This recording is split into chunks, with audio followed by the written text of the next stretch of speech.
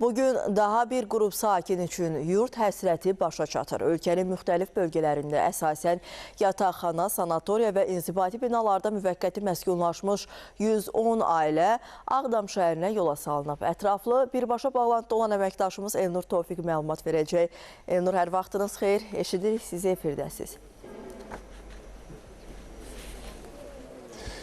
Bəli, Qarabağın giriş qapısı Ağdam şəhəri bugün daha bir əlamətdar tarixi hadisəyə ev sahibliyi edir. Belə ki, bugün Ağdam şəhərinin sakinlərinin bir hissəsi doğma yurda qovuşur. Hazırda biz artıq sakinləri olan ikinci yaşayış kompleksindəyik. Bugün məlumat üçün bildirim ki, Ağdam şəhərindən 110 ailə, 197 sakin doğma yurda qovuşacaq və artıq doğma yurda gələn sakinlər yoldadılar və birazdan Ağdam şəhərinə çatacaqlar və məlumat üçün bildirim ki, bugünkü sakinlər də olmaqla, yəni daxil olmaqla artıq Ağdam şəhərində 1408 sakin və ümumilikdə 659 ailə məskunlaşmış olacaq. Əlbəttə bu tendensiya davamlı şəkildə həyata keçirilir və bildirmək istəyirəm ki, Ağdam şəhərinin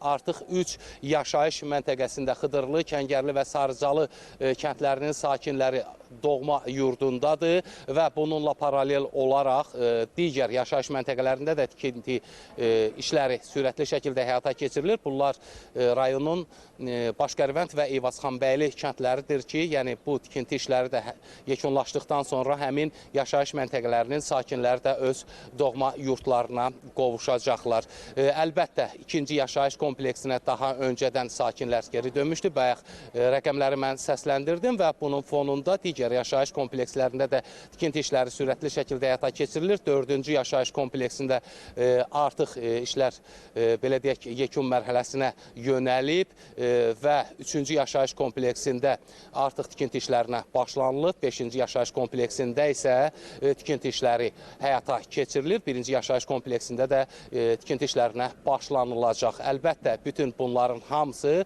30 ildən artıq məcburi köçkün həyatı keçirən və ölkənin fərqli məkanlarında ağır həyat şəraitində yaşayan, sanatoriya, inzibati binalarda yaşayan məcburi köçkünlər üçün, keçmiş məcburi köçkünlər üçün həyata keçirilən layihələrdir ki, və insanlar artıq əbədi olaraq öz doğma yurtlarına qovuşurlar. Bugün ASTV komandası olaraq biz də buradayıq.